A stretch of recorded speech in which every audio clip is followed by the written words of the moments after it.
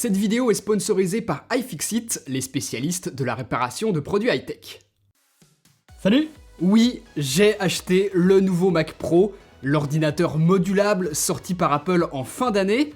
Alors on sait tous qu'il est cher, trop cher même pour certains, mais c'est pas du tout le débat là aujourd'hui. Je vous reparlerai de tout ça, de ce que j'aime bien et de ce que j'aime moins sur ce nouveau Mac Pro dans une vidéo test qui arrivera d'ici quelques semaines. Aujourd'hui, on va uniquement parler des composants les plus adaptés et de ce que je recommande d'utiliser à l'intérieur. Alors je sais très bien que ça concernera très peu de gens là ce que je vais expliquer aujourd'hui, mais j'espère quand même que ça vous intéressera même si vous prévoyez absolument pas d'acheter ce nouveau Mac Pro. Et puis tout simplement, je voulais que ce contenu existe sur le YouTube français. Quelques rares journalistes ont pu rapidement en parler, mais quand même ça reste assez compliqué en France de trouver de vraies bonnes infos sur ce nouveau Mac Pro, alors qu'aux États-Unis, dans plein d'autres pays étrangers d'ailleurs, tout le monde en a parlé, ça a très bien marché. Et en France, je trouve quand même ça triste que les sujets qui cartonnent en tech, ça reste que du divertissement. Et visiblement, si j'en parle pas de ce nouveau Mac Pro, personne va le faire. Donc c'est parti. Ce nouveau Mac Pro, c'est la réponse d'Apple à tous les professionnels qui commençaient à croire qu'Apple les avait abandonnés et préférait vendre des brouettes d'iPhone chaque année plutôt que de proposer de vraies machines à son cœur de cible historique, les pros. Sur le papier, ce nouveau Mac Pro est donc la machine parfaite que tous ceux qui aiment travailler sur macOS attendaient, une tour au style PC avec tous les composants facilement accessibles et que l'on peut upgrade soi-même si on le souhaite, lui donnant une durée de vie à des années-lumière de n'importe quel MacBook Pro ou iMac. Au moment de l'achat, on peut choisir des composants plus ou moins évolués en fonction de nos besoins, mais uniquement parmi ce que veut bien nous vendre Apple. Et à quel prix ? Pour beaucoup, le vrai intérêt, ce sera donc de prendre la config la plus basse possible pour payer le moins cher possible, et en remplaçant soi-même les composants que l'on aura intelligemment choisis, on économisera énormément d'argent. Et c'est ce que je vais faire aujourd'hui. Je vous expliquerai ce que moi j'ai choisi comme config pour le mien, mais pour chaque composant, je prendrai le temps d'expliquer ce qui, à mon sens, est le plus intelligent de choisir en fonction de si vous êtes par exemple photographe, vidéaste, musicien, si vous faites de la programmation, puisque c'est à ces métiers-là que se destine le Mac Pro. J'ai une nouvelle carte graphique pour remplacer celle de base, de la RAM, une nouvelle solution de stockage, tous les outils nécessaires pour faire les différents upgrades. Donc allons-y, c'est parti. iFixit a fait sur son site internet un tuto très détaillé de tout ce qu'il est possible de remplacer dans ce Mac Pro et la manière dont il faut s'y prendre. Avec une note de réparabilité à 9 sur 10, ça va être très facile sur ce modèle-là, mais ils font exactement la même chose sur une tonne d'autres appareils. Sur leur site internet, il y a par exemple de fortes chances que votre ordinateur soit référencé. Et à chaque fois, iFixit détaille étape par étape ce qu'il faut faire pour ouvrir l'appareil, et c'est super utile pour être certain de ne pas faire de bêtises en voulant le réparer soi-même, ou alors pour upgrade un composant par exemple. iFixit, vous avez déjà sans doute entendu leur nom, c'est la référence absolue dans le domaine, c'est bon pour l'écologie et pour notre portefeuille, bref, je vous mets tous les liens dans la description de la vidéo si besoin. Maintenant, nous, revenons-en à notre Mac Pro.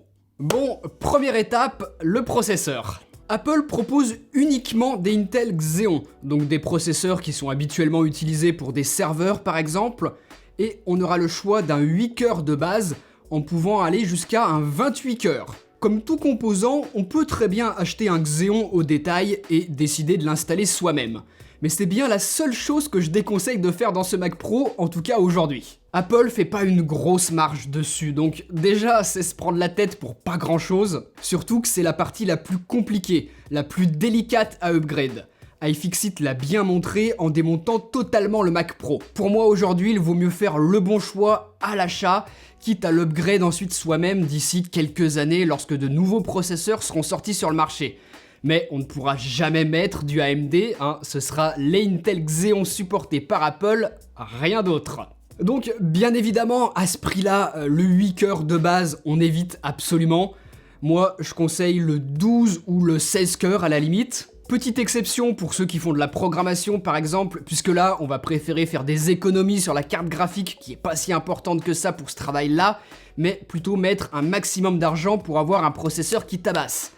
Et même chose pour ceux qui bossent par exemple en édition vidéo avec Premiere Pro, qui, contrairement à Final Cut, est un logiciel qui aime bien avoir un maximum de cœur, mais surtout à une fréquence la plus haute possible. Vous voyez que plus on gagne de cœur, plus la fréquence diminue. Donc c'est pas forcément le plus cher qui sera le plus performant, ça dépend de ce qu'on va faire en fait. Ça sert par exemple donc à rien de prendre un 24 cœurs si aucun de vos logiciels n'est capable d'en exploiter autant. Avec des fréquences plus basses, vous aurez de moins bonnes performances qu'avec le 16 cœurs par exemple. A l'inverse, quelqu'un qui fait de la programmation ou alors un musicien qui travaille avec Logic par exemple, plus il aura de cœur, mieux ça sera. Même chose pour quelqu'un qui fait de la 3D. Les logiciels utilisent le CPU pour le rendu et non pas le GPU, donc là c'est intéressant de maximiser les cœurs. Pour du montage vidéo, inutile de mettre une fortune là-dedans, ces Xeon 12 ou 16 cœurs seront le meilleur choix, je vous l'ai dit, et ils dureront un bon paquet d'années, et lorsque vous en sentirez la limite, vous pourrez tout de même l'upgrade avec ce qui sera sorti sur le marché d'ici là. Mais j'insiste là-dessus, c'est la partie la plus délicate à démonter et à upgrade. Autant bien faire le bon choix dès le début. Moi, je suis parti sur le 12 cœurs. J'ai fait des essais, pour vous donner un exemple, ça permet de lire du 8K en ProRes RAW sans aucun drop frame en full, à la fois sur Resolve et sur Final Cut, qui est moi mon logiciel d'édition vidéo que j'utilise le plus souvent, et on en reparlera plus tard, qui d'ailleurs utilise beaucoup plus le GPU que le CPU. Donc pour les monteurs, ça me semble le choix raisonnable. En plus, la mémoire cache est aussi nettement supérieure au CPU 8 cœurs de base. C'est quelque chose de super important pour accélérer toutes sortes de traitements, et ça vous sera utile peu importe ce que vous faites, photos, vidéos, musique, programmation, peu importe. Pour la RAM, maintenant, la mémoire qu'utilise Apple sur ce Mac Pro, encore une fois, c'est du matériel que l'on trouve communément sur les serveurs.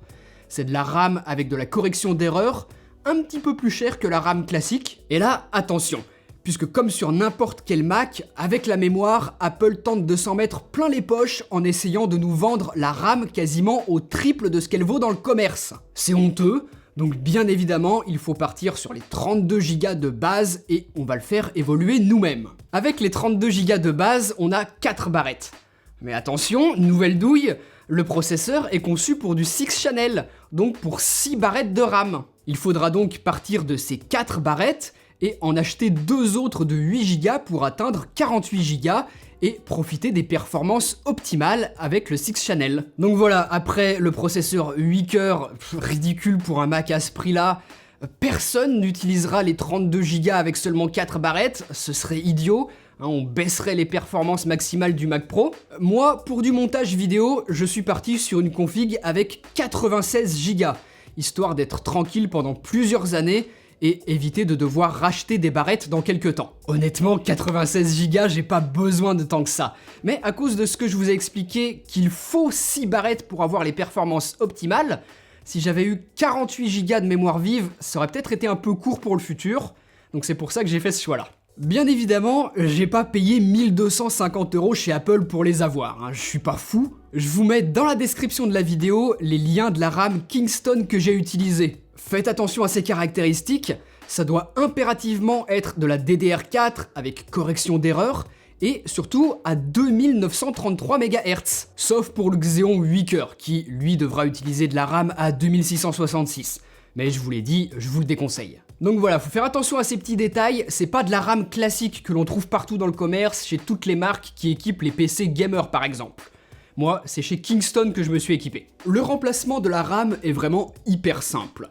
Elle est facilement accessible et derrière les caches, Apple a même expliqué à quels emplacements placer les barrettes en fonction du nombre que l'on a. Moi qui en ai 6, ce sera donc le deuxième scénario. Ensuite, c'est comme sur n'importe quel ordinateur, on insère la barrette, on verrouille et ainsi de suite. Apple a vraiment fait en sorte que ce soit évident, même pour quelqu'un qui n'a jamais fait ça de sa vie. Ensuite, on peut rallumer l'ordinateur et si on veut vérifier, on s'aperçoit bien que toutes les barrettes ont été détectées. Donc voilà, la RAM, c'est vraiment ce qu'il y a de plus simple à upgrade. Ça prend littéralement 2 minutes et au lieu de payer 1250 € chez Apple, là, ça coûte un petit peu plus de 700 € avec des barrettes de chez Kingston pour capacité égale.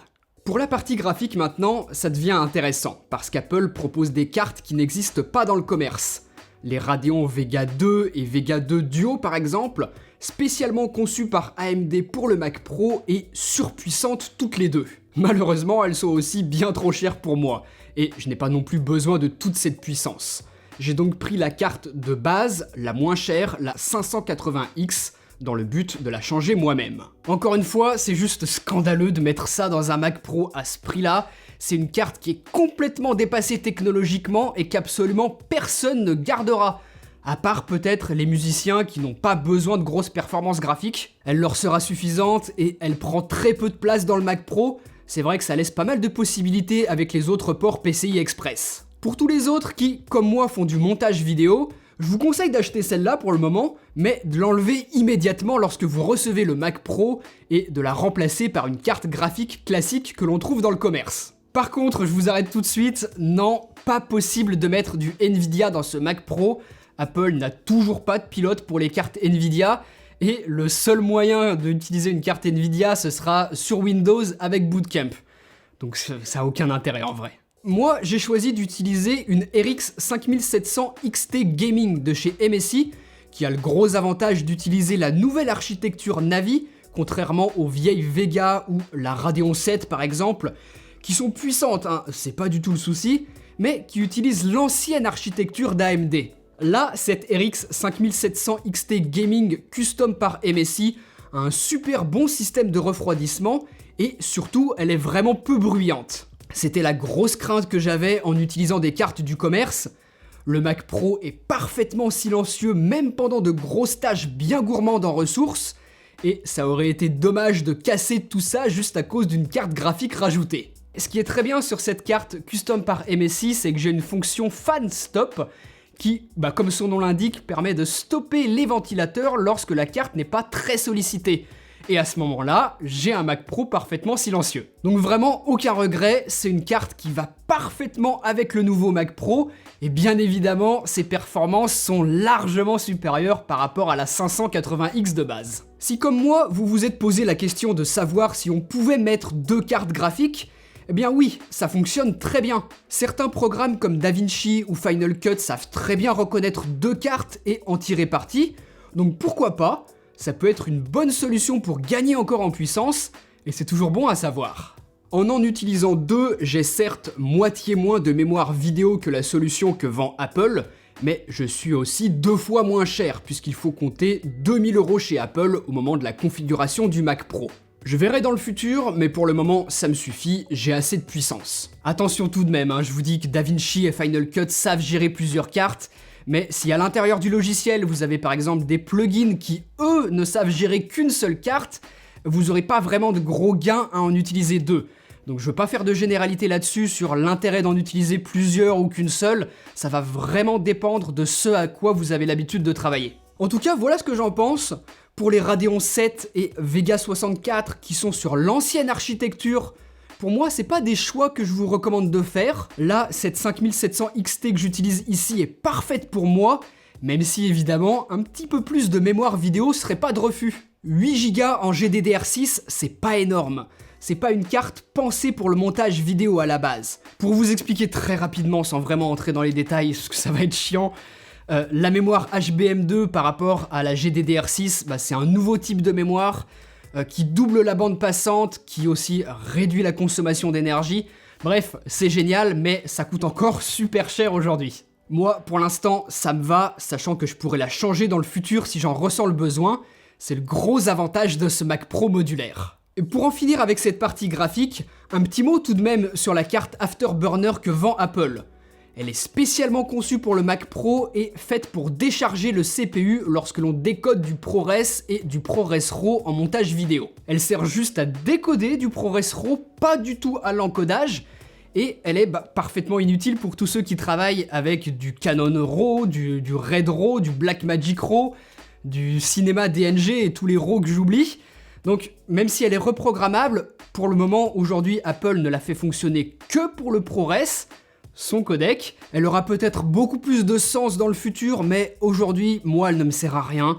Il faut vraiment envoyer du lourd pour en ressentir le besoin, parce que la nouvelle version de Final Cut et de DaVinci Resolve sont codées pour exploiter le moteur Metal d'Apple, donc le GPU. Pour vous donner un exemple, en lisant de la 4K 444 12 bits en ProRes RAW, J'ai à peine 20% du CPU et 25% du GPU d'utiliser. Et même en allant jusqu'à simuler de la 8K en ProRes RAW, mon Mac Pro encaisse sans aucune perte d'image lorsque je fais mes prévisualisations. Donc les processeurs sont quand même taillés pour bien encaisser, et finalement peu de gens vont travailler au-delà du 8K ProRes RAW multicam.